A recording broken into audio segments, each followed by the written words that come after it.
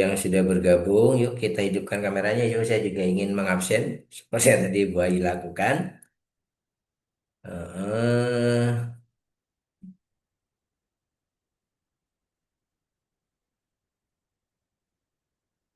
Bu Fetri, Pak Revan sudah, Bu Fetri menunggu, Bu Mega belum, Bu Fetri sudah, menunggu Bu Mega, Bu Fadilah, Pak Fadilah, kemudian Ibu Noni, Mega sudah.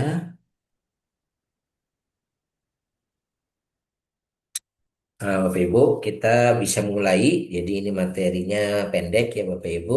Kita buka dulu. Bismillahirrahmanirrahim. Assalamualaikum warahmatullahi wabarakatuh. Waalaikumsalam Waalaikumsalam warahmatullahi warahmatullahi wabarakatuh. wabarakatuh. Mohon maaf ya, tadi saya sempat tidak mengikuti, tapi saya mengikuti by phone saja. Tadi saya di perjalanan Bapak Ibu. Jadi kalau terkadang perjalanan agak terkendala, jadinya agak lama, itu tidak hadir di Zoom-nya.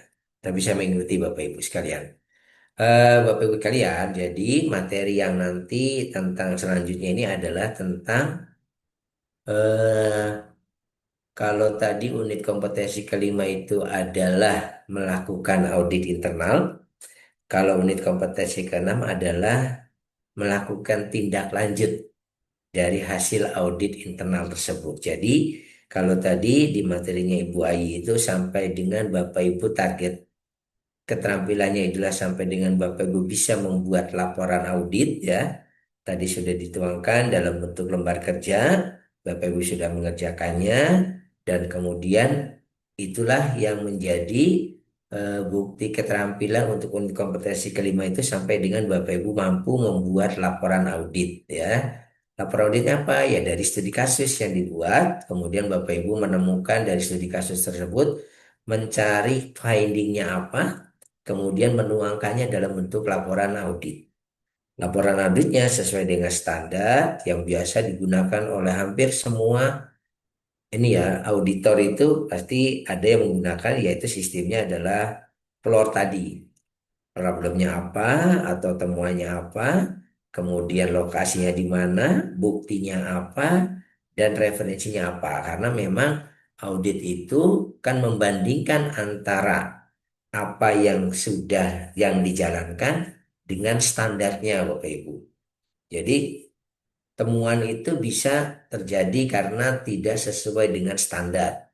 Standar RJPH ya, 5 kriteria itu. Bisa juga terjadi, ya yang mau minum, ambil minum silahkan.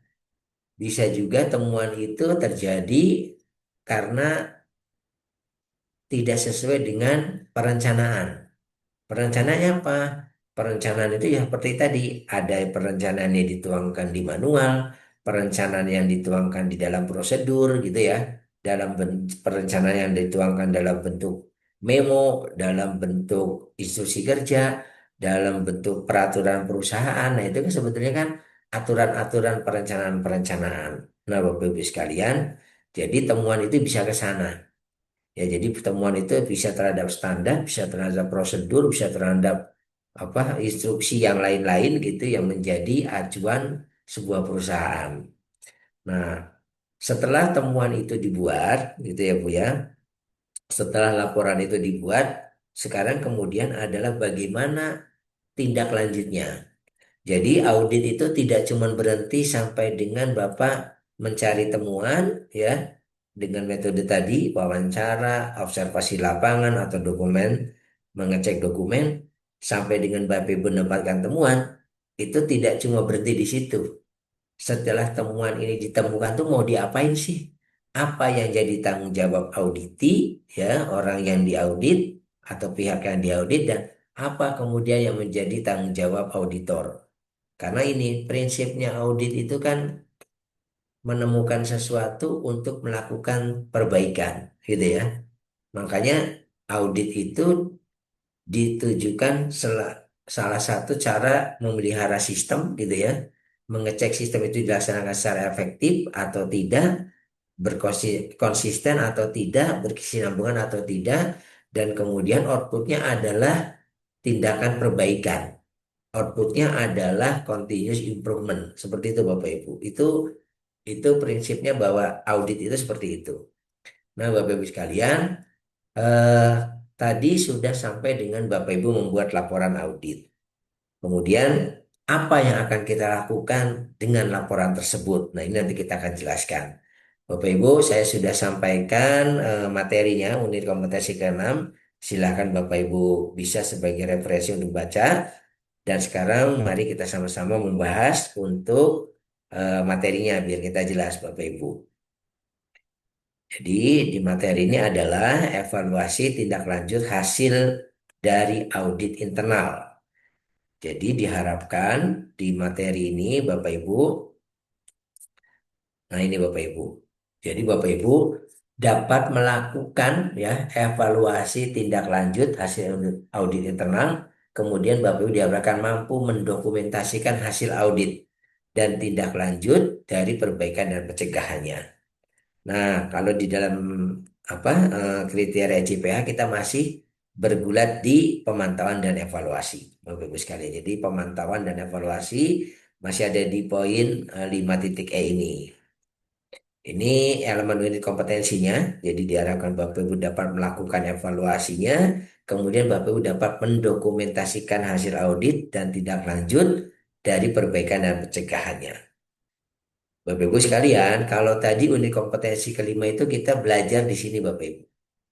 Mengidentifikasi temuan, ya, kemudian Bapak Ibu sampai menuliskan temuan, ya. Berdasarkan apa tulisan temuan, mendapatkan temuan itu dari pengamatan lapangan, dari wawancara, dari eh, cek dokumentasi, gitu ya. Sampai kemudian Bapak Ibu mendapatkan ini loh temuannya. Temuannya dituangkan dalam sebuah laporan, ditulis temuannya dalam sebuah laporan audit. Laporan audit itu kemudian tadi ketika ada checklist yang harus ditandatangani, laporan audit ditandatangani, gitu sebetulnya adalah itu berarti konfirmasi antara dikonfirmasikan kepada auditi dengan menandatangani. Kemudian ada persetujuan Bapak Ibu sekalian. Artinya dikonfirmasi, disetujui bahwa itu memang sebuah temuan audit. Jadi jangan sampai begini Bapak Ibu. Sering terjadi audit internal itu ya Bapak Ibu. Si auditornya menemukan, tapi tidak mengkonfirmasi. Dia asal menulis aja temuan. Tulis temuan, tulis temuan, tulis temuan. Kemudian diberikan ke auditor, ke auditi, ini temuannya silahkan kerjakan. Artinya kalau di situ kita tidak mengkonfirmasi temuan audit kita. Ini yang menyebabkan suasana internal audit menjadi tidak enak. Ini yang menyebabkan si auditi merasa apa sih ini kok tiba-tiba saya dapat temuan. Padahal saya tidak pernah diberitahu ini masalahnya. Nah, gitu. Itu sering terjadi Bapak Ibu di dalam dunia industri ya. Oleh karena itu di dalam secara itu memang ada sesuatu yang salah.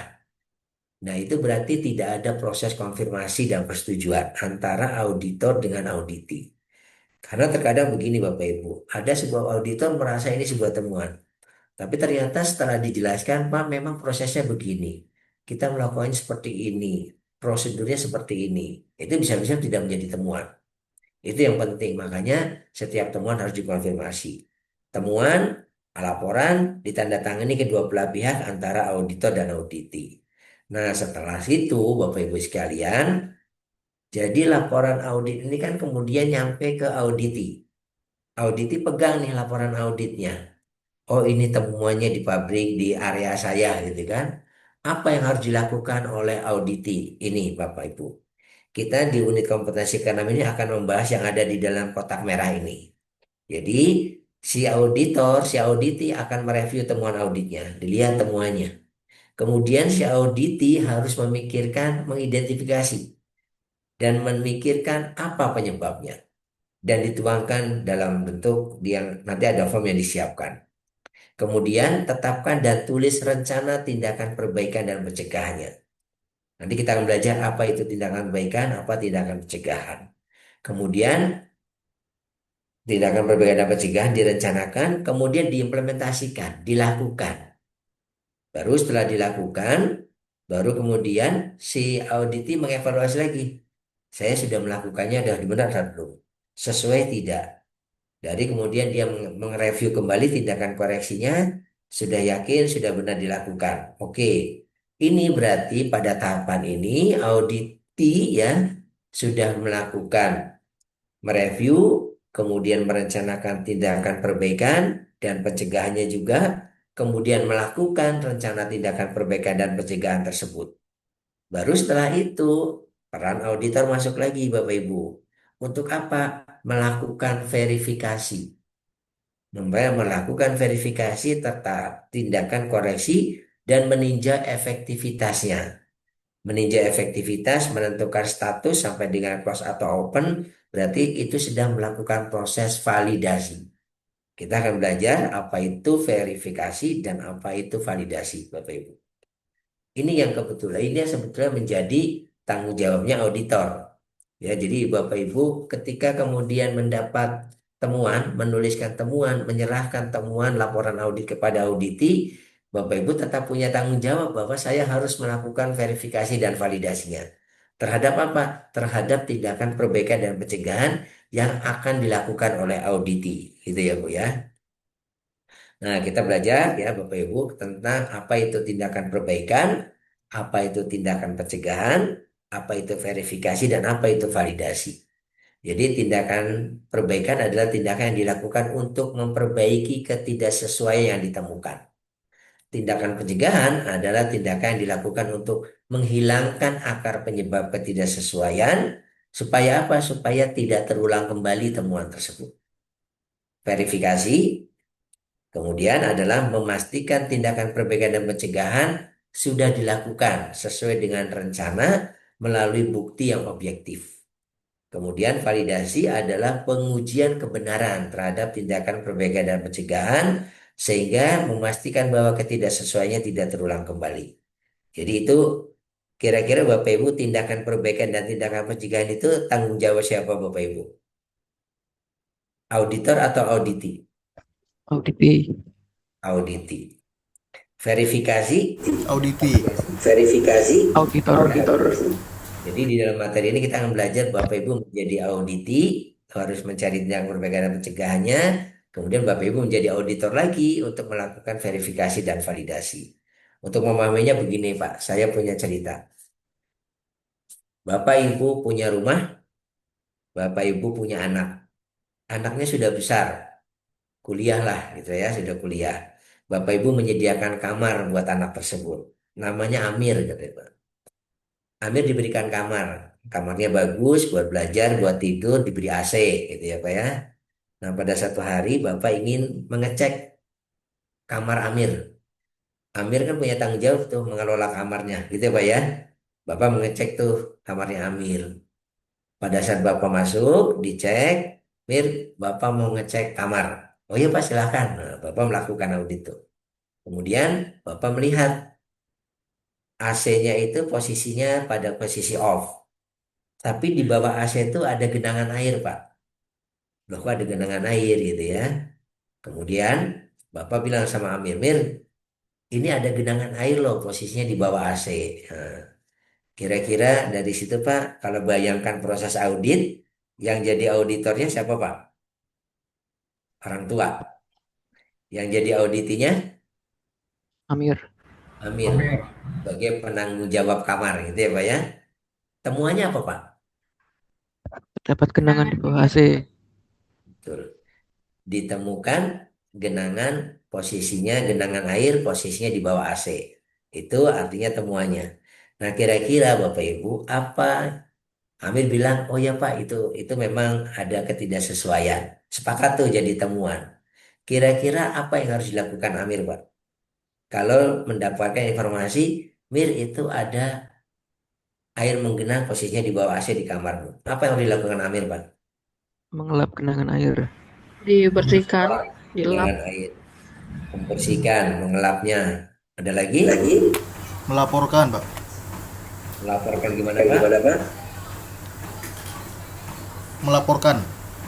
Melaporkan ke siapa? Melaporkannya gimana Pak? Oke.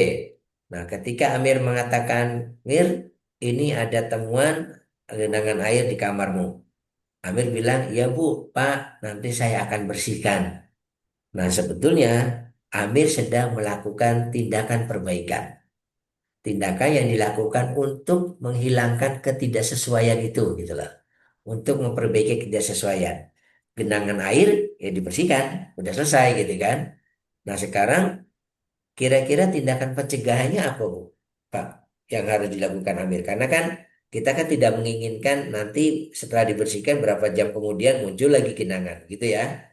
Kira-kira apa, Pak, tindakan perbaikannya yang dilakukan oleh pencegahan? Dia Servis kasih AC. Servis, servis. servis. Ada lagi? Cari akar masalahnya dulu Pak, dari mana sumber Mana, airnya. Pak?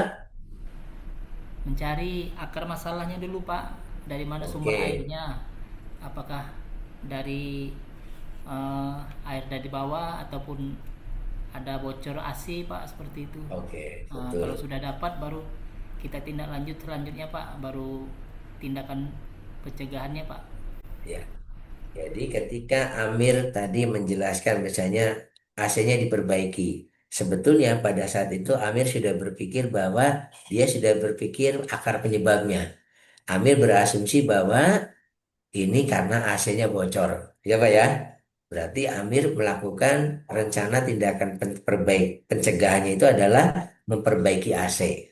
Taruh dugaannya begitu. Amir menganggap bahwa masalahnya itu di AC yang bocor. Mungkin karena pengalaman ya Amir itu sudah lama di kamar, tahu ada sesuatu yang aneh di AC-nya. Kemudian Amir berkesimpulan ini AC-nya perlu perbaikan. Ini AC-nya masalah nih. Oke, Amir bilang, Mir apa tindakan pencegahannya? Ya Pak, nanti AC-nya mau diperbaiki. Saya ini akar penyebabnya itu dari AC Pak. Saya nanti perbaiki AC-nya. Pertanyaannya Pak, kalau Amir sudah mengatakan bahwa ya saya akan perbaiki AC. Apa pertanyaan selanjutnya auditor Pak?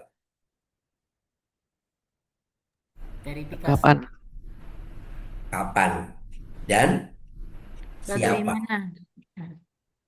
Kapan dan siapa? Jadi pertanyaannya adalah, oke Mir, AC-nya mau diperbaiki ya. Pertanyaannya lagi adalah siapa Mir yang akan melakukan? Yang kedua, kapan dilakukan? Auditor begitu Pak. Makanya untuk merencanakan tindakan perbaikan dan pencegahan itu harus jelas yang tadi bagaimana, kemudian siapa dan kapan dilakukan. Amir akan bilang misalnya sekarang hari Rabu ya. Bapak nemukannya di hari Rabu. Amir akan bilang, oh ya Pak nanti mau diperbaiki. Siapa Amir yang melakukan? Amir menjawab lengkapnya, AC akan diperbaiki oleh tukang servis AC. Kemudian kapan dilakukan? Akan dilakukan pada hari Kamis. Jadi jawabannya Amir begitu. AC akan dilakukan perbaikan AC pada hari Kamis oleh teknisi AC. Itu rencana tindakan pencegahannya. Jadi Amir sudah merencanakan tindakan pencegahannya seperti itu. Nah, kemudian Bapak sudah mendapatkan tuh, oh ini tindakan pencegahan yang akan dilakukan Amir. Oh, ini tindakan perbaikannya. Ini tindakan pencegahannya. Dilakukannya oleh siapa dan kapan dilakukannya sudah jelas. Kemudian Bapak, udah, oke Mir, itu silakan kamu close ya temuannya ya. Ya Pak, gitu kan. Baru kemudian Bapak sebagai auditor akan melakukan verifikasi. Bapak sebagai orang tua mau melihat nih memverifikasi untuk melihat apakah Amir sudah melakukan tindakan perbaikan dan pencegahannya belum. Ya, kemudian kira-kira verifikasinya dilakukan kapan, Pak, Ibu? Seminggu Kalau kemudian. Amir berjanji hari Kamis mau dibetulin AC-nya, mau dipanggil tukang AC. Kira-kira verifikasinya kapan? Hari Jumat. Hari Jumat. Kenapa, Pak, hari Jumat? Sehari setelah aja. Lebih Karena cepat lebih baik. namanya memverifikasi itu adalah harus jelas waktunya juga dan menyesuaikan dengan rencananya. Karena Amir berencana melakukannya di hari Kamis, wajar kalau kita kemudian ya sudah saya akan ngecek di hari Jumat. Jadi verifikasi itu dilakukan setelah janjinya, gitu ya Pak ya. Misalnya begitu, janjinya hari Kamis, berarti Jumat saya akan datang lagi. Nah Bapak Ibu sekalian, Hari Jumat orang tuanya datangi ke kamar Amir. Kira-kira apa yang dia harus ditanyakan kepada Amir untuk melakukan verifikasi? Apakah sudah dikerjakan, Pak? Ya, Apakah hasilnya sudah sesuai? betul. Mir, kamu kemarin janji mau memperbaiki AC, manggil tukang AC, dan nanti mau diperbaiki AC-nya. Pertanyaannya adalah, sudah dilakukan belum, Mir? Nah, terus Amir dengan sigap menjawab, sudah Bu, sudah Pak. Pertanyaannya, apa lagi Pak? Selain Status Pak, statusnya Pak. ya, statusnya. Sebenarnya pertanyaan selanjutnya adalah buktinya. Bapak ketika melakukan verifikasi tidak bisa hanya mendapatkan jawaban sudah dilakukan. Tapi tanya, buktinya apa Mir? Nah, gitu Pak. Apa kira-kira yang harus ditunjukkan Amir sebagai bukti bahwa itu sudah dilakukan? Kwitansi. Sudah tidak ada genangan. Genangannya tubuh, genangannya sudah Sudah nggak ada ada. tidak ada Ya. genangan. Apalagi tukang Kwitansi AC. AC kemarin datang, kwitansinya gitu ya. Ini Bu, kwitansi perbaikannya. Kemarin biayanya 100.000, saya pakai uang saya sendiri gitu ya. Nanti saya minta ganti kalau anak begitu ya. Oke, itu berarti bukti itu. Amir sudah menunjukkan bukti. Apalagi yang ditunjukkan buktinya. Amir kemarin mendampingi di foto. Ini Bu orang yang ngerjakannya. Dapat bukti kedua. Bukti objektif yang kedua. Kemudian Amir tunjukkan lagi. Ini Bu berita acara perbaikannya. Jadi ada bond, ada foto, ada berita acara perbaikan. Kan biasanya teknisi kalau sudah memperbaiki nulis tuh yang dirusak ini, yang rusak ini, yang diperbaiki ini. Oke, berarti saat itu adalah Amir sedang menunjukkan bukti objektif. Jadi memastikan verifikasi ini memastikan tindakan perbaikan dan pencegahan sudah dilakukan sesuai dengan rencana melalui bukti objektif. Amir menunjukkan bukti objektifnya. Jadi auditor ketika memverifikasi itu harus ditanyakan buktinya apa. Jadi jangan hanya menjawab jawaban, oh sudah dilakukan tuh kemarin. Kemarin ada temuan tikus, sudah dilakukan belum perbaikannya? Sudah. Tapi kita tidak bertanya buktinya. Nah itu berarti tidak cukup.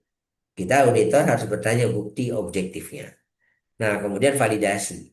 Validasi itu adalah pengujian kebenaran terhadap tindakan perbaikan dan pencegahan sehingga masalahnya tidak terulang kembali. Nah, Bapak Ibu melakukan validasinya begini. Benar ya, gitu lah ya. Berarti setelah AC-nya dinyalakan, ternyata tidak ada genangan, tidak ada yang netes. Genangannya sudah sekian jam ditunggu, ternyata sudah tidak muncul lagi genangan. Kemudian AC-nya beroperasi, berarti apa? Tindakan perbaikan dan pencegahan yang dilakukan Amir itu sudah tepat. Asumsi Amir bahwa ini AC yang rusak dan diperbaiki berarti sudah tepat. Artinya apa?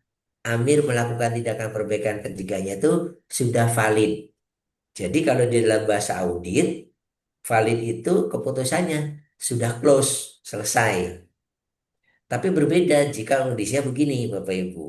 Amir menduga bahwa masalahnya adalah AC yang bocor. Tapi ternyata setelah diperbaiki AC-nya, kemudian dilihat, enggak. Tapi kemudian ditunggu beberapa jam, loh kok muncul lagi, ada air lagi. Ternyata problemnya tadi, Pak Parmanto tadi, ternyata ada rembesannya bukan dari atas, tapi dari bawah. Oh, ternyata di kamar Amir itu ada melintang mungkin pipa pembuangan air, tapi kemudian pipanya pecah karena ada satu dan lain hal, menyebabkan kemudian rembesannya naik ke atas. Artinya apa? Tindakan yang dilakukan Amir memperbaiki AC itu sebetulnya bukan menyelesaikan masalahnya. Itu artinya kalau bahasa audit itu belum valid, Pak. Jadi kalau bahasa audit, kalau terjadi seperti itu statusnya masih open. Kalau begitu apa? Amir harus melakukan tindakan perbaikan, Amir harus melakukan tindakan pencegahan yang lain. Oh iya ya ternyata saya salah tindakan pencegahannya. Harusnya saya bukan memanggil tukang AC tetapi memanggil tukang sipil untuk memperbaiki lantainya, kemudian memperbaiki pipa yang bocor tersebut. Nah itu berarti kadang begitu Bapak Ibu. Kadang ketika kita melakukan verifikasi sudah dilakukan tetapi belum valid. Artinya belum selesai, statusnya masih open. Kalau open berarti dia harus merencanakan tindakan pencegahan yang lain dan kemudian diverifikasi lagi sesuai batas waktu yang dijanjikan. Seperti itu. Itu pencegahan, perbaikan, pencegahan, verifikasi dan validasi. Jadi gambarannya melakukan audit itu ya seperti itu Bapak Ibu. Kita setelah mereka melakukan verifikasi dan validasi dia lakukan oleh auditornya. Nah, Bapak Ibu sekalian, sekarang kita masuk pada bagaimana membuat laporan tindak lanjut. Tadi laporan audit sudah dijelaskan oleh Ibu Ayi ya, sampai dengan Bapak Ibu tadi sudah membuat laporan audit. Sekarang tindak lanjutnya. Tindak lanjutnya itu sama, dibuat laporan juga Bapak Ibu. Nah, laporan ini kalau Bapak Ibu nanti membuat laporan itu format laporannya dimengerti semua pihak gitu ya. Kalau bisa digunakan untuk menindaklanjuti yang lain-lain gitu Bapak Ibu. Kemudian memberikan informasi penjelasan tentang latar belakang dan penyebab permasalahannya. Jadi di dalam laporan itu tindak lanjut itu harus jelas permasalahannya apa, penyebabnya apa gitu ya. Kemudian memberikan penjelasan tentang tindakan perbaikan dan pencegahan yang akan dilakukan. Dituliskan ke sana. Kemudian tentukan PIC-nya dan batas waktu selesai tindakan perbaikan dan pencegahannya. Jadi tadi ya, makanya kita bertanya tentang siapa dan bertanya tentang kapan. Itu berarti kita menentukan bertanya tentang siapa yang melakukan dan kapan akan dilakukan. Tadi verifikasi sudah kita bahas ya. Kemudian tadi pelaksanaan verifikasi dilakukan sesuai waktu perencanaan perbaikannya. Tadi dijanjikan hari Kamis, ya berarti mungkin Jumatnya kita selesai. Validasi tadi sudah kita jelaskan, menentukan status penyelesaian, ya, pengujian kebenaran terhadap tindakan pencegahan yang dilakukan. Hasil laporan tindak lanjut diketahui kepada pihak-pihak terkait. Jadi laporan ini ketika sudah selesai, laporkan kepada manajemen, laporkan kepada ketua tim gitu ya. Jika perlu laporkan kepada pihak eksternal gitu kan. Kalau nanti pada saat dilakukan surveillance, Bapak Ibu juga bisa melaporkan itu gitu ya.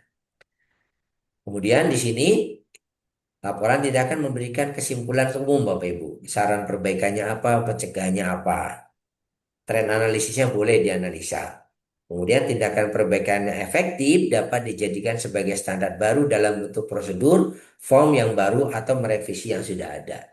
Jadi maksudnya begini Bapak Ibu. Sesuatu yang sudah diperbaiki, terkadang itu menjadi sesuatu yang harus dijaga, diteruskan. Jadi kayak tadi ya, misalnya Amir sudah menyelesaikan perbaikan AC-nya dan ternyata itu betul tindakannya. Kemudian dari situ tuh kita mengambil pelajaran. Amir cerita mungkin begini, Pak. Kemarin saya ngobrol sama tukang AC-nya. Sebetulnya Pak, tukang apa teknis itu menjelaskan kalau AC seperti ini tuh jangan menunggu bocor baru dipanggil Pak. Lebih baik mungkin setiap 3 bulan itu harus dilakukan pembersihan, harus dilakukan servis ulang sehingga sebelum bocor kita sudah bisa melakukan pencegahannya dahulu. Nah dari situ Bapak Ibu keluarga tuh belajar. Nah, akhirnya bapaknya berkesimpulan bahwa begini. Ya sudah Mir, berarti mulai hari ini kamu kasih tanda itu AC dan nanti pastikan 3 bulan ke depan itu nanti sudah dicek lagi oleh tukang AC. Dan mungkin bukan cuma AC di kamar Amir, tapi AC di kamar orang tua juga tolong didata dan dilakukan schedule untuk dilakukan servis rutin. Nah, tanpa disadari Bapak Ibu, sebuah keluarga tersebut yang dulu tidak punya standar untuk melakukan perawatan rutin AC, sekarang keluarga Amir ini sudah punya standar sendiri bahwa AC di setiap kamar setiap 3 bulan akan dilakukan perbaikan, akan dilakukan servis. Nah, itu maksudnya begitu Bapak Ibu. Jadi perusahaan juga sama. Ketika ada temuannya itu sudah ditindaklanjuti, kemudian ternyata itu harus dipertahankan, berarti itu menjadi standar baru. Kalau dalam perusahaan, standar baru itu dituangkan dalam bentuk prosedur, gitu ya. Bukti pelaksanaan prosedur apa? Form. Itu yang bisa kita lakukan. Laporan audit tindak lanjut didokumentasikan, disampaikan pada pihak berkepentingan dengan audit internal. Kemudian, kesimpulan laporan audit tindakan perbaikan dibahas di dalam kaji ulang penerapan SJPH.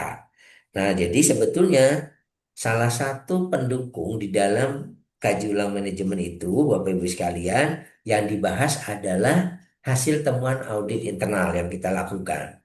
Ditambah juga permasalahan-permasalahan lain. Jadi, pastikan bahwa laporan audit ini dibahas Bapak Ibu di dalam kaji ulang manajemen penerapan SJPH. Jadi kalau bicara cycle ya Bapak Ibu, 1 tahun ini cycle-nya seperti ini. Dari mulai diprogramkan, kemudian disiapkan, dilakukan, kemudian dibuat laporannya. Laporannya itu dilakukan tindakan corrective action-nya, kemudian di follow up untuk memastikan tindakan perbaikan itu efektif atau tidak, atau dilakukan validasi. Kemudian baru setelah laporan selesai, baru dianalisa. Dianalisa ini untuk apa? Untuk menentukan rencana audit berikutnya, tahun berikutnya. Bisa saja Bapak Ibu, seorang misalnya ketua tim itu menilai bahwa tahun ini temuannya banyak di area ini. Oh, berarti tahun depan ini mungkin untuk area A gitu, mungkin auditnya lebih dilamain. Auditornya, tim internal auditornya jangan cuma satu, mungkin dua, karena prosesi temuannya menjadi sukanya banyak gitu. Jadi memang melakukan analisa untuk kemudian membuat programnya bagaimana ke depan. Bisa saja departemen ini temuannya banyak sekali gitu kan dibandingkan yang lain-lain. Berarti ada masalah. Oh, ini mungkin kurang sosialisasi, kurang briefing, kurang apa. Nah, itu menjadi analisa tim internal ketua tim biasanya melakukan itu. Dan itu dilaporkan Bapak Ibu di dalam kaji ulang manajemen. Nah, ini adalah laporan ya. Kalau tadi Bu Ayi dengan U5 itu kita sudah mengisi ini, nanti kita akan belajar untuk menyelesaikan mengisi tindak lanjutnya Bapak Ibu. Formatnya seperti ini, Bapak Ibu nanti bisa gunakan kalau memang Bapak Ibu belum mempunyai format laporan audit dan tindak lanjutnya. Tapi jika sudah punya, silakan Bapak Ibu menggunakan format yang sudah ada sesuai yang dimiliki perusahaan. Mengulang tentang kaji ulang manajemen, sebenarnya kemarin sudah jelas ya. Jadi sebetulnya kaji ulang manajemen itu adalah agendanya top manajemen untuk melihat efektivitas sebuah sistem yang dijalankan atau beberapa sistem yang dijalankan. Makanya kalau misalnya perusahaan yang punya banyak sistem, kaji ulang manajemen itu dijadikan satu Bapak Ibu.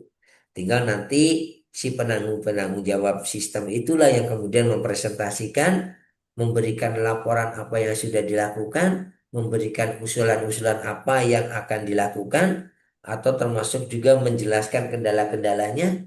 Nanti ujungnya itu adalah manajemen memberikan masukan.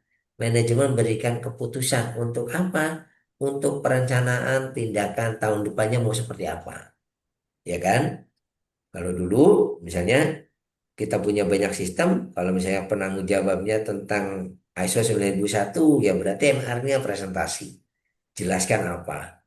Yang tentang misalnya tentang pelaksanaan sistem K3, ya penanggung jawab K3-nya mempresentasikan apa yang sudah dilakukan. Atau kalau perlu memang dari semua divisi-divisi disuruh mempresentasikan, ya setiap kepala divisinya mempresentasikan sesuatu. Sehingga kemudian nanti manajemen memutuskan apa yang akan dilakukan. Kan gitu ya Bapak Ibu. Itu kaji ulang manajemen itu seperti itu. Intinya adalah bahwa dilakukan untuk melihat efektivitas sistem yang sudah dijalankan, kemudian outputnya adalah keputusan-keputusan manajemen untuk melakukan improvement. Tinggal nanti rencana itu eh, menjadi rencana tahunan depan. Rencana tahun depan mau apa? Departemen ini improvementnya apa? Departemen ini improvementnya apa? Tim halal apa yang harus diperbaiki? Masukannya apa? Nah, itu nanti akan ditinjau ulang lagi di kaji ulang manajemen tahun berikutnya untuk melihat apakah rencana-rencana yang ditetapkan di dalam kaji ulang sebelumnya itu sudah dilakukan atau belum. Jadi seperti itu Bapak Ibu, kaji ulang manajemen ya. Jadi sini outputnya adalah keputusan dan tindakan terkait peluang untuk melakukan tindakan perbaikan yang berkelanjutan. Kemudian atau kebutuhan untuk melakukan perubahan pada sistem, kalau di halal ya, berarti sistem jaminan produk halal termasuk segala kebutuhan sumber daya diperlukan. Sumber yang diperlukan apa? Misalnya ada perubahan fasilitas, ada perubahan layout, kemudian ada perubahan misalnya penambahan karyawan, penambahan personil, penambahan tim. Nah, itu adalah output dari kaji ulang manajemen. Demikian Bapak Ibu. Ini adalah format ya Bapak Ibu yang bisa dilakukan. Sebentar Bapak Ibu.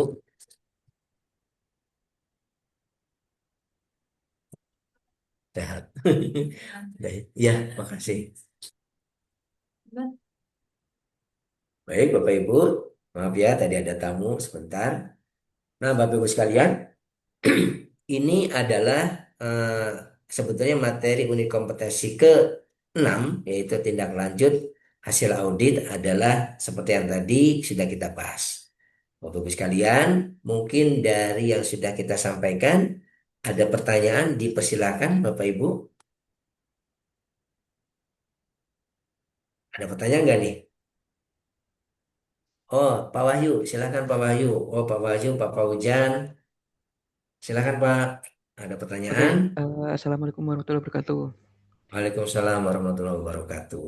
Pak, saya mau tanya Pak, kalau misalnya kan kadang kita audit ya Pak, mungkin Hmm. satu lain hal kan kadang perbaikan itu belum tuntas sampai ke audit berikutnya. Nah, itu tuh masih menjadi temuan di audit berikutnya menjadi temuan baru atau ya sudah itu menjadi temuan yang sebelumnya tapi tetap ke bawah menjadi apa? Menjadi satu temuan atau menjadi dua temuan gitu Pak? Oke, jadi terkadang begini Pak. Ya memang audit itu tidak harus cuma satu temuan. Bisa saja menjadi ada temuan-temuan lain yang menjadi temuan baru Bapak Ibu. Dan kemudian bisa saja begini Bapak Ibu. Temuan audit yang tadi ya ternyata tindakan perbaikannya tidak tepat. Sehingga kemudian menjadi temuan berulang. Nah itu berarti kan menjadi temuan baru lagi. Seperti itu. Jadi memang dalam satu kali audit tidak cuma satu temuan, Bapak bisa menemukan dua atau tiga temuan gitu ya.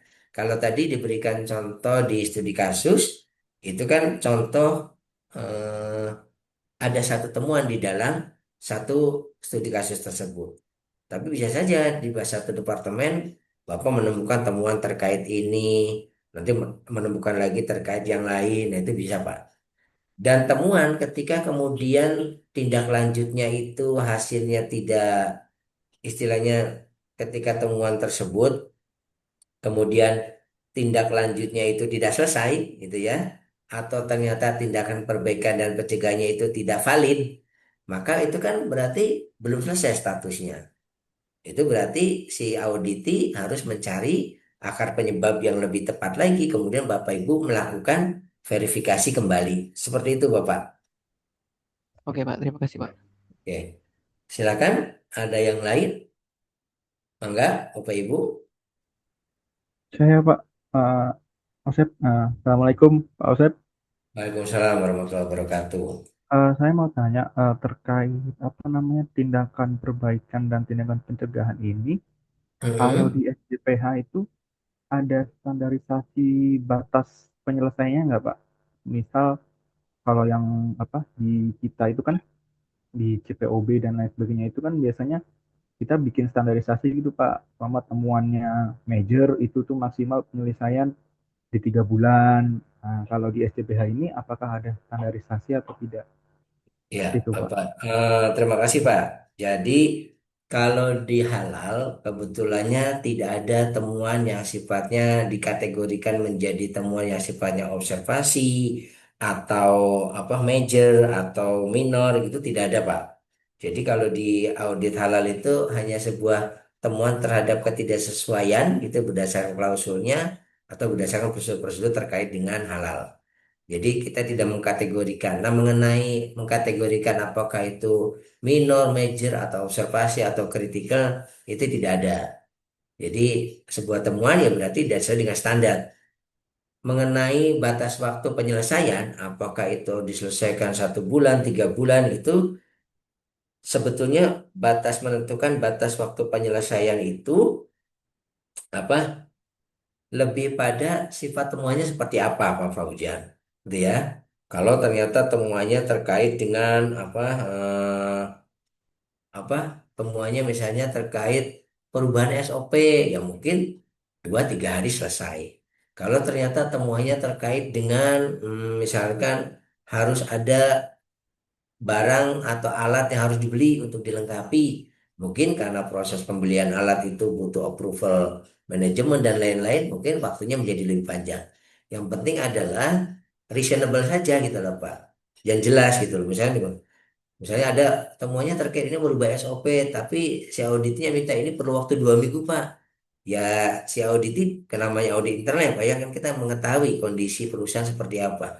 Pak, kalau perubahan SOP mah ya jangan 2 minggu. Kan kita juga biasa melakukan perubahan SOP, biasanya 4 hari juga selesai. SOP dibuat, kemudian diusulkan kepada mungkin punya tim dokumen kontrol, kemudian di-approve oleh atasan kita, dan kemudian sudah menjadi SOP baru, tinggal disosialisasikan.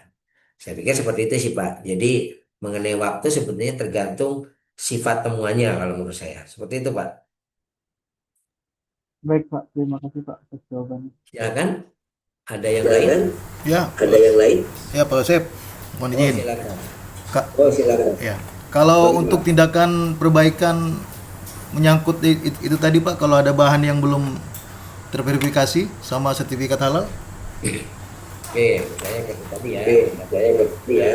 Yang pertama mungkin ini nanti kita bahas nih Pak sebetulnya Pak. Kalau yang terkait karena kan sama dengan temuan audit ya, mungkin berarti bahan yang tindakan perbaikan dulu nih Pak. Perbaikannya berarti bahannya dipisahkan dulu. Jangan sampai kemudian nanti tidak diantisipasi, dibiarkan saja, dijadikan jadi temuan audit, tapi karena tidak dialokasikan, tidak dipinggirkan, tidak disingkirkan, tidak diberi identitas, nanti takutnya ke bawah kepake sama bagian yang menggunakan. Jadi kan bisa saja bagiannya tuh. Kalau perlu mungkin yang ini karena salah beli mungkin kita bisa tukar guling gitu ya, dikembalikan kepada supplier. Kemudian tindakan mencegahnya apa? Ya kita cari Pak akar masalahnya apa sih? Kan gitu kan? Oh akar masalahnya tadi, kalau tadi cerita kan ada problem di SOP-nya, ada problem di orangnya, seperti itu. Jadi menentukan tindakan perbaikan dan pencegahan itu ya sesuai dengan masalahnya. Gitu sih Pak sebenarnya. Nanti kita akan bahas nih Pak, kalau Bapak tadi terkaitnya dengan ini kan seperti tadi ya, ada bahan yang pasti berarti gini Pak, yang namanya bahan tidak memenuhi kriteria, bahan yang namanya bahan tidak ada di dalam daftar bahan halal, ya tidak dapat digunakan. Karena kita sudah menetapkan punya daftar bahan halal tersendiri. Yang namanya bahan ternyata apalagi ternyata belum halal, otomatis tidak mungkin bisa digunakan karena kita sudah menerapkan sistem jaminan produk halal. Seperti itu Pak. Tinggal nanti apa yang dilakukan ke depannya kan gitu. Nanti eh, kita akan bahas sebetulnya Pak nanti karena studi kasus kan tadi mengarah pada ke sana ya tentang bahan. Oke, silakan ada yang lain. Oh, saya mau tanya Pak Ustaz. Silakan Pak.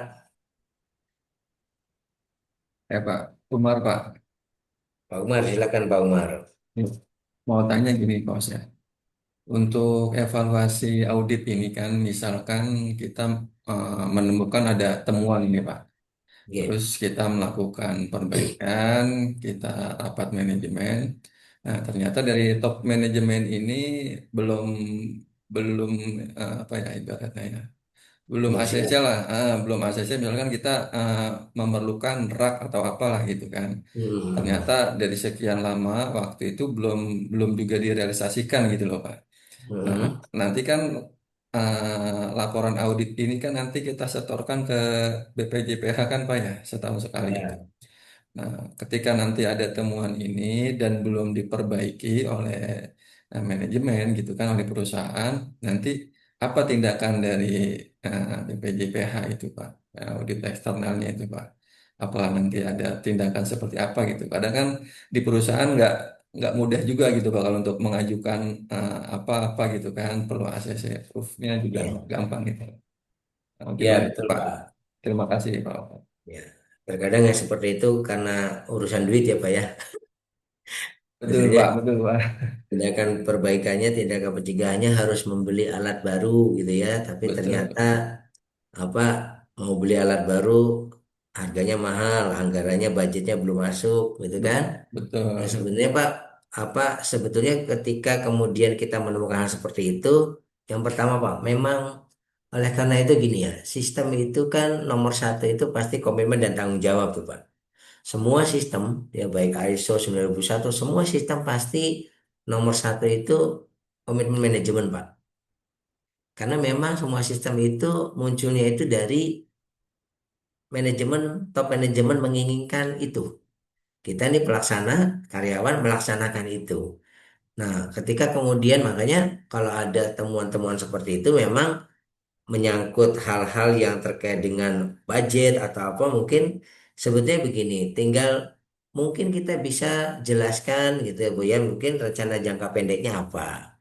Mungkin mesinnya kalau memang belum beli mesin, mungkin mesinnya diperbaiki, dimodifikasi, di seperti apakan. Nanti kemudian rencana jangka panjangnya mungkin akan diganti. Tapi yang penting adalah kalau memang sifatnya itu temuannya itu besar, kami sih biasanya membuat rencana tindakan pencegahannya itu ya diperiodik saja Pak. Dalam bulan ke depan mungkin ini yang dilakukan. Mungkin dalam 6 bulan ke depan karena menyangkut budget dan lain-lain, yang paling berat itulah yang kita akan cantumkan. Verifikasinya ya tergantung waktunya. Mungkin dalam bulan ke depan kita memverifikasinya sesuai dengan janjinya itu Pak. Janjinya mungkin kalau misalnya peralatan Pak ya, mungkin alatnya dulu dimodifikasi, alatnya dulu dibetulin. Kalau itu mungkin dalam waktu 1 bulan selesai. Tapi ketika kemudian atau misalnya karena menyangkut masalah kapasitas, ya kapasitasnya tetap otomatis kan tidak mungkin juga kita penuhi dulu karena memang alatnya belum ada kan gitu kan. Yang penting menurut saya, Bapak merencanakan tindakan perbaikan dan pencegahannya itu jelas, memenuhi unsur apa kalau kita kenal tuh ada SMART ya, specific, measurable, attainable, reasonable, dan time limit. Itu ada semua tuh Pak. Tinggal Bapak tentukan aja ini dilaksanakan dan jangka pendeknya ini untuk 1 bulan ke depan. Jangka panjangnya karena menyangkut budget ini akan direalisasikan 6 bulan ke depan. Auditor, internal auditor akan datang pada 1 bulan ke depan untuk melihat rencana 1 bulannya udah dilakukan atau belum. Gitu sih Pak. Sebenarnya begitu kalau yang biasa dilakukan. Nanti pada saat surveillance juga sebetulnya Pak, surveillance itu kan memastikan bahwa sistemnya itu berjalan sepanjang tidak sampai misalnya membahayakan terhadap sistem halal kita gitu loh Pak. Misalnya begini, apa ya, sesuatu yang kemudian nanti akan membahayakan sistem halal kita, ya otomatis tidak ada toleransi. Tapi kalau kemudian ini menyangkut tentang pembelian bahan, tapi bisa kita rencanakan tindakan pencegahannya itu dalam satuan yang mungkin diperiodikan, mana jangka pendeknya, mana jangka menengahnya, mana mungkin rencana yang jangka panjangnya untuk 6 bulan ke depannya. Bapak Ibu tinggal tuliskan saja di dalam rencana tindakan perbaikan dan pencegahannya. Nanti si auditor eksternal kalau ada surveillance juga kan akan melihat, oh kadang begini Pak, kadang auditor tuh kan suka, ini kok belum dilakukan. Oh iya Pak, ini memang belum waktunya dilakukan. Kadang kan seperti itu ya Pak ya. Itu bisa seperti itu. Yang penting sih tidak kemudian ini kalau tidak dilakukan akan membahayakan nih. Nah itu bahaya tuh, Pak. Akan mengganggu misalkan produknya menjadi tidak halal gitu ya. Misalkan begini, satu temuan ternyata tadi ya misalkan ada satu temuan ada produk yang tidak memenuhi kriteria ternyata harus ditarik gitu kan.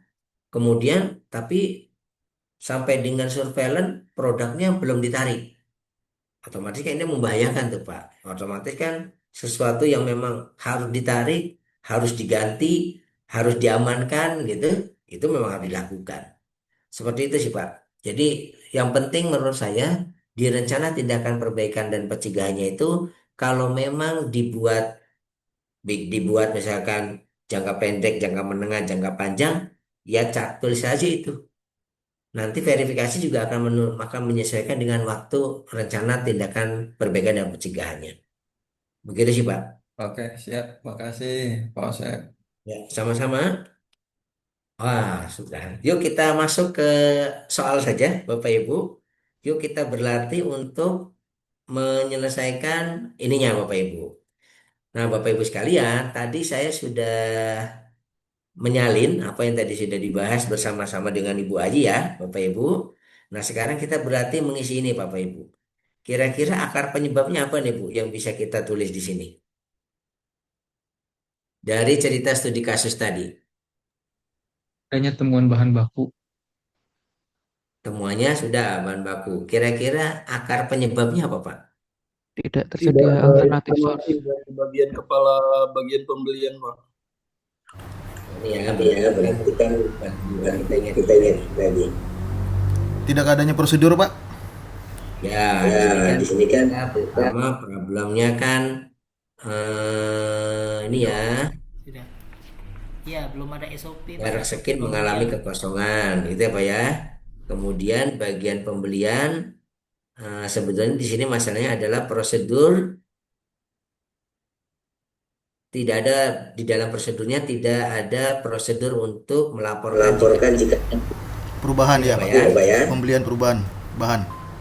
Jadi sebenarnya kalau bicara akar penyebab nih sampai dengan datang kan, saya tulis kasar aja ya, merek skin kosong. Tapi kemudian prosedur pembelian ya kan tidak lengkap menjelaskan bahwa penyelia bahwa bagian pembelian harus melapor pada penyelia atau tim manajemen halal jika akan mengadakan barang bahan baru. Gitu ya. Ada lagi nggak Pak masalahnya? Perubahan bahan tuh, Pak. Dari merek, dia kan Ini mereknya beda juga sudah itu. ya, Ya, merek skin kosong kan gitu kan karena merek skin kosong maka didatangkan bahan baru. Tapi bahan barunya ternyata tidak diseleksi, seleksi dilaporkan. dilaporkan begitu. Betul. Tapi tidak dilaporkannya itu ternyata orang pembelian karena tidak tahu. Mengapa tidak tahu? Karena di dalam prosedurnya dia belum menjelaskan, gitu ya Pak ya. Gitu sebenarnya Pak. Saya pikir ini penyebabnya ya Bapak Ibu. Nah, dengan ini Bapak Ibu kira-kira tindakan perbaikannya apa Bapak Ibu? Mengajukan retur. Oke, tindakan Yang perbaikannya berbedanya Memisahkan, Pak. Tadi yang itu ya Pak ya. supaya Oke, saya perbaikan dulu nih. Memisahkan apa itu merek apa yang tadi nggak sesuai Pak? Moist. Moist. Merek Moist. Memisahkan memisahkan merek kuis dan dan agar tidak ter terapa nih tercampur dengan merek lain boleh lah ya, atau tidak agar tidak diproses gitu kan, agar tidak digunakan untuk proses produksi. Kemudian mengembalikan ya kan merek Mois ke supplier. Itu kan? Kemudian apa lagi Pak? Tidak cukup ya? Oke. kalau mereject bisa, Pak. Gimana Pak? Kalau di reject karena kan tidak punya apa namanya, belum terdaftar. Nanti seminggu berikutnya lupa, nanti masuk lagi tuh barang. Berarti karena sudah mengembalikan, mungkin menginformasikan kepada supplier supaya dia tidak ngirim lagi gitu ya. Kemudian juga ini memisahkan MOE supaya tidak digunakan. Tapi kalau dari manajemen, udahlah nggak usah dipisah-pisahkan. Daripada nanti kepakai lagi, kita musnahkan saja. Nggak apa-apa Pak, itu kan rencana ya. Tindakan perbaikan supaya itu tuh benar-benar problemnya itu hilang. Bukan problem Selesai. barunya. Ya, close, Pak. Problemnya Bisa itu cepat close ya. Oke, sementara ini dulu Bapak nanti di dalam jawaban Bapak boleh Pak yang lain-lain. Nah, sekarang tindakan pencegahannya apa Pak? Ini tindakan pencegahannya. Tiganya Menseleksi menseleksi ulang ulang perihal produk yang akan dibeli. Ya. sudah bersedia atau belum. Belum punya Buat tidak yang ada tadi Pak. lagi lagi. Kalau dari Kalau dari pencegahannya pencegahan, Pembuatan prosedur Menyusun orang pembelian tidak Harus tidak melaksanakan, Pak. Harus melaksanakan prosedur atau SOP. pertama adalah adalah Melengkapi prosedur. memperbaiki prosedurnya, Pak, atau merevisi. Oh iya, belum Pak. Oh iya betul, oke. Merevisi ya, memperbaiki atau merevisi prosedur pembelian bahan, ya kan? Dengan mencantumkan kewajiban bagian pembelian melapor, gitu ya, pada penyelia halal dan tim manajemen halal jika akan mengadakan bahan baru. Sebenarnya itu Pak. Kira-kira apalagi Pak? Setelah prosedurnya diperbaiki, mensosialisasikan Pak.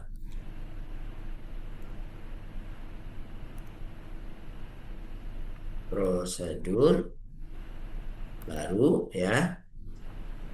Pada disosialisasikannya kepada siapa Pak?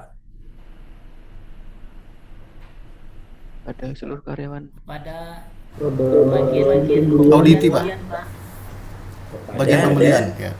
karyawan bagian pembelian Pak. Jadi prosedur itu disosialisasikan itu pada orang-orang yang bekerja menggunakan prosedur tersebut. Kalau ini kan prosedurnya kan tentang pembelian, berarti kan harus diketahui oleh seluruh karyawan pembelian untuk memastikan apa orang pembelian itu melaksanakan itu, gitu Pak. Jadi mensosialisasikan. Nah, Bapak Ibu sekalian, untuk kegiatan ini nih memisahkan, mengembalikan, kemudian memperbaiki prosedur dan mensosialisasikan prosedur, kira-kira butuh waktu berapa lama, Pak?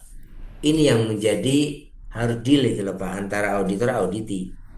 Kira-kira kalau dia menjawab seperti ini, waktu berapa lama waktu yang diperlukan?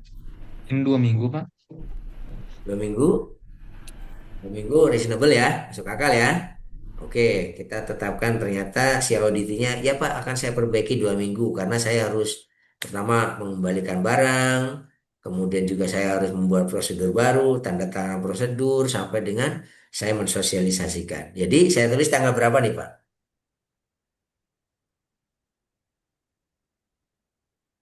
2 minggu dari tanggal Tanggal berapa nih? 8 Maret.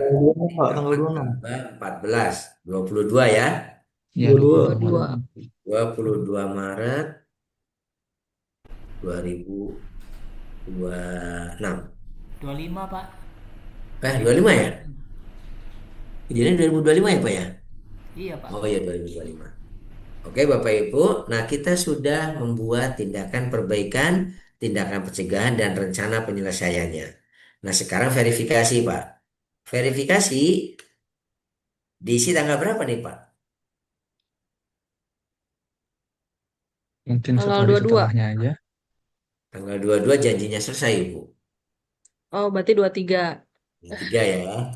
Jadi 23 Maret. 23 Maret 2025. Jadi begitu Bu, verifikasi itu melakukan apa mengecek tindakan perbaikan yang sudah dilakukan atau belum itu pastinya sesuai janjinya. Janjinya 22 ya kita ceknya di 23-nya seperti itu. Nah, ini Pak, apa yang harus kita tulis ketika kita melakukan verifikasi? Berarti yang Bapak Ibu harus lakukan misalnya kan ini ya. Berarti kita akan menulisnya seperti ini. Merek Mois sudah dipisahkan, ya kan? Dan sudah dikembalikan pada supplier. Nah, Bapak Ibu sekalian, ini kan tadi ada jawaban yang lain silahkan ya. Cuman kita kalau dia rencana tindakan perbaikan dan pencegahannya seperti ini, maka verifikasinya juga harus mengacu pada rencana tindakan perbaikan dan pencegahannya. Nah, sekarang ketika kita menulis merek Mois sudah dipisahkan dan sudah dikembalikan pada supplier, apa Pak yang harus kita yakinkan lagi? Tadi apa SOP-nya Pak? Pak, udah Buk- direvisi atau belum? Bukti objektifnya apa Pak untuk aktivitas ini? Validasi Pak, validasi. Bukti objektifnya adalah Menunjukkan SOP bukti Pak. bahwa itu sudah dilakukan apa Pak? Bukti bahwa itu sudah dikembalikan kepada supplier. Anda Validasi Pak, Kembalian. bukti validasi. Bukti pengiriman, Pak. Pak. Pengiriman. Mungkin notaretur ya Pak ya. Iya, Notaretur dan mungkin surat jalan pengembalian bahan ke supplier. Apa tadi? XX lah ya. Itu Pak. Jadi buktinya adalah bukti retur. Berarti itu sudah dilakukan. Lanjutnya apa Pak? Sekarang kita menuju ke sini. Memperbaiki prosedur. Kira-kira apa Pak yang harus ditulis oleh auditor nih? Prosedur pembelian sudah direvisi. Direvisi. Gitu kan? Dengan misalnya nomor revisi 012 gitu ya. Bisa saja gitu ya Pak ya. Kemudian kira-kira buktinya apa Pak kalau menunjukkan bahwa ini sudah direvisi? Itu harusnya bukan revisi Pak, buat SOP karena yang lama belum ada SOP-nya Pak. Oh, kalau di sini SOP-nya sudah ada belum sih Pak sebelumnya di cerita ini? Belum Iya ada betul Pak. Pak Parman, itu Belum belum ada ada SOP-nya. SOP-nya itu Pak. Ini mengalami kosong bagian pembelian tidak belum memiliki melaporkan prosedur, penunjukan Pak. harga perubahan karena tidak mengetahui dan belum memiliki prosedur yang menjelaskan bahwa dia harus. Oh iya belum ya. Berarti Iya, belum ada Pak. ini membuat SOP ya Bu ya. Berarti ya. Berarti membuat ini Bu bukan memperbaiki. Ya enggak? Prosedur pembelian sudah dibuat dengan nomor prosedur gitu ya. Misalnya Pro PBL ini pembelian, kemudian 001 gitu misalkan, atau ini mungkin prosedur yang kelima misalnya gitu ya. 05 kemudian dibuat bulan Maret, berarti kita ini bulan apa tadi? Maret ya. Berarti kita kasih tanda 3 kemudian 2025. Ini hanya contoh penomoran saja ya Bu ya. Prosedur pembelian nomor 05 2000 bulan 3 tahun 2025. Nah, ini berarti sudah dibuat nih, Pak. Buktinya apa, Bu? Mungkin kita bisa bukti bahwa itu sudah dibuat apa, Bu? Mungkin kita tuliskan fotokopi prosedur terlampir. Jadi supaya apa, Pak? Supaya nanti pada saat auditor bertanya, misalkan diverifikasi itu, kita tunjukkan ini prosedurnya, Pak. Gitu ya. Oke, lanjutannya apa, Pak? Ibu, setelah ini ada lagi yang harus kita tulis. Ini tentang rencana tindakan pencegahan. Daftar hadir sosialisasi. Sosialisasi telah dilakukan. Sosialisasi di sini ya, saya tulis prosedur pembelian yang baru, gitu ya. Ya, oke. Sudah disosialisasikan pada tanggal berapa, Pak? Misalkan, mungkin kita tulis 18 Maret.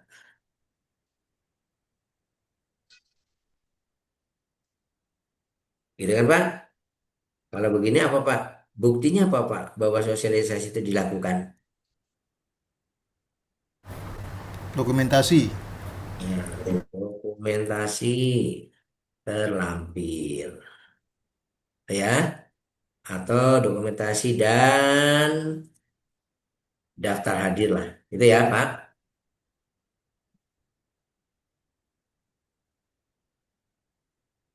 Oke, sekarang auditornya siapa tadi, Pak? Pak Setia ya? Pak Setia. Ya, Auditinya Pak Irfan. Pak Irfan. Kemudian penyeliannya Pak kebetulan Pak Setia juga. Ya. ini sudah dilakukan. Kemudian kita sudah menganggap memang betul ini adalah penyebabnya. Berarti statusnya adalah close atau open, Pak? Close. Ya, sudah selesai. Nah, ini Bapak Ibu. Tadi kita sudah belajar nah, laporan. Membuat laporan sampai melakukan verifikasi. Oke, Bapak Ibu sekalian, jawaban tadi hanya bercontoh. Bapak Ibu tadi ada banyak. Suaranya tidak jelas, Pak. Halo? Menggema ya suara saya. Oke, sekarang tidak. Iya, Pak, menggema. Oke, sekarang udah ya. Jadi Bapak Ibu sekalian, tadi sudah kita sama-sama bahas bagaimana membuat laporan tindak lanjut dari hasil audit, ya, bagaimana mencari akar masalah, kemudian sudah tadi mencari akar penyebab, merencanakan tindakan perbaikan dan pencegahan, sampai kita melakukan verifikasi dan validasinya. Bapak Ibu, materi ini berarti sudah selesai. Tadi hanya contoh saja, Bapak Ibu nanti bisa menjawab lebih lengkap di tugas Bapak Ibu kan. Tadi diskusi itu ada masukan-masukan, rencana-rencana tindakan perbaikan dan pencegahan. Dipersilahkan Bapak Ibu. Yang penting kita memahami bahwa beginilah cara kita membuat laporan dan menindaklanjuti dari hasil audit internal yang sudah kita lakukan. Oke Bapak Ibu, dari saya sekian ya. Mudah-mudahan berguna dan ini menjadi tambahan pengetahuan terhadap unit kompetensi penyelia halal yang ke-6 ya Bapak Ibu. Ini unit kompetensi yang terakhir. Dari saya sekian Bapak Ibu, sekali lagi terima kasih atas perhatiannya ya, mudah